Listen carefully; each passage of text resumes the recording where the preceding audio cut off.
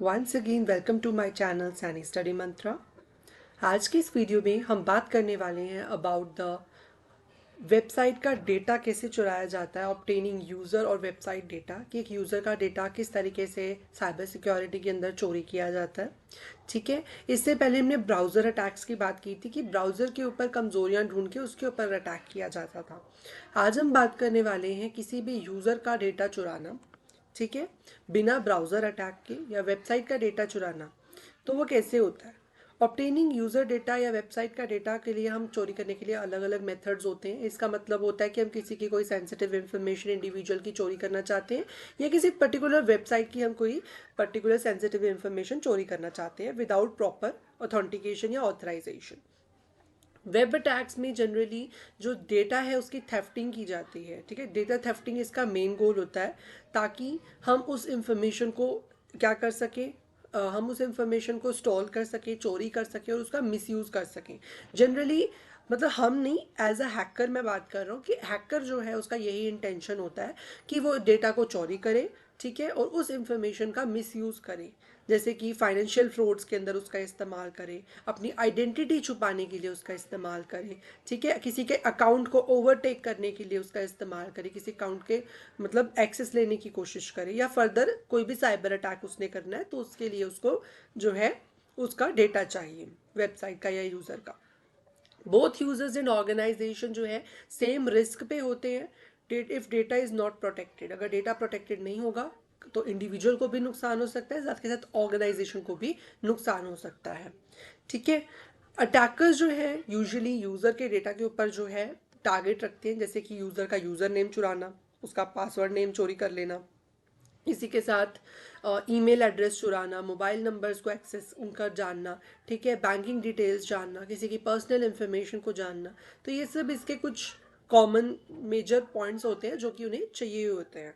ठीक है, इसके अलावा है कि यहाँ पर क्या होता है, इसका कॉमन वे जो होता है, एक तो जो भी यूज़र होता है उसको किसी फेक या मलेशियस वेबसाइट पर रेगुलेट कर दिया जाता है by an hacker, so that जो हैकर है वो उनकी इंफॉर्मेशन को इनडायरेक्टली फिशिंग वेबसाइट पर डलवा सके, मलेशियस वेबसाइट पर डाल सके और उनका जो सॉफ्टवेयर है वो खराब हो जाए और एक्सेस जो है वो सारा हैकर के पास चला जाए। ठीक है, इसके अलावा अनदर मेथड्स जो डेटा थेफ्टिंग के लिए यूज़ किए जाते हैं, जैसे कि इनसिक्योर वेब फॉर्म्स जो है, जो कि आपने अगर वेब टेक्नोलॉजीज पढ़ा है तो उसके अंदर आपने पढ़ा होगा कि फॉर्म को ट्रांसमिट करने के हमारे पास दो प्रोटोकॉल्स होते हैं। सबसे पहला जो हमारे पास होता है वो होता है हमारे पास पोस्ट मेथड, और एक होता है गेट मेथड। गेट मेथड जो है उसकी यूज़र जो भी इंफॉर्मेशन सबमिट करता है वो सारी इस यूआरएल में हमें दिखाई देती है। बट अगर वो इंफॉर्मेशन जो है किसके थ्रू भेजी जाएगी, पोस्ट मेथड के थ्रू भेजी जाएगी, तो वो सिक्योर होगी। ऐसे ही जो यहाँ पर अगर आपका गेट मेथड यूज कर रहे होंगे आप डेटा के फॉर्म को सबमिट करने के लिए, तो वो इतना सिक्योर नहीं होगा। ठीक है, और वेबसाइट जो है आपकी प्रॉपरली उस इनपुट्स को वैलिडेट नहीं कर पाएगी, जिससे अटैकर्स आपके एक्सप्लॉइट को फाइंड कर लेंगे, आपके कंप्यूटर के सिस्टम की वर्नेबिलिटी को फाइंड कर लेंगे और उसे एक्सप्लॉयटेशन करनी उसकी स्टार्ट कर देंगे और आपका नेटवर्क वर्नरेबल हो जाएगा।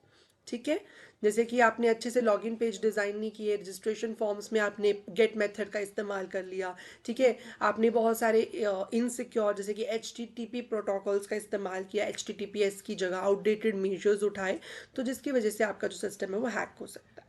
नेक्स्ट है सेशन हाईजैकिंग। अब यूज़र का डेटा चोरी करने के लिए session hijacking attack most common attack होते हैं। सेशन हाईजैकिंग का मतलब होता है कि दो जने आपस में ट्रांजैक्शन कर रहे हैं, for example me and you, we are doing some financial transaction, और उस समय में किसी हैकर ने जो है हमारे डेटा पैकेट्स को स्निफ कर लिया, ठीक है, हमारी सेशन आईडी को स्निफ कर लिया, जिससे क्या हुआ उसकी सारी डिटेल्स जो भी हम सेशन के दौरान कोई भी काम करेंगे वो सारी डिटेल्स जो है पर्टिकुलर उस हैकर के पास चली जाएंगी और हमारा डेटा जो है वो चोरी हो जाएगा। ठीक है, attackers also obtain data bye exploiting vulnerabilities। जो भी हमारे सिस्टम में vulnerabilities होती हैं, वीकनेसेस होती हैं, उनको आइडेंटिफाई करके जो अटैकर्स हैं उसे एक्सप्लॉइट करने की कोशिश करते हैं। अगर हमारी वेबसाइट का स्ट्रक्चर वीक होगा तो वो वेबसाइट को एक्सप्लॉइट करने का तैयारी करेंगे। ठीक है, अगर हमारे सर्वर्स जो हैं वो इतने सिक्योर नहीं होंगे, उनके अंदर फायरवॉल सिक्योरिटीज वगैरह नहीं लगी होंगी तो वो सर्वर्स के ऊपर अटैक करेंगे। या अगर आपके वीक पासवर्ड्स होंगे, आप किसी पुरानी सॉफ्टवेयर का इस्तेमाल कर रहे हैं तो उसमें नए नए सिक्योरिटी फीचर्स नहीं होंगे जिसके कारण वो अपडेट नहीं होगा, आपका डेटाबेस पुराना होना, ये सब कुछ कॉमन रीजंस है अटैक होने के। ठीक है।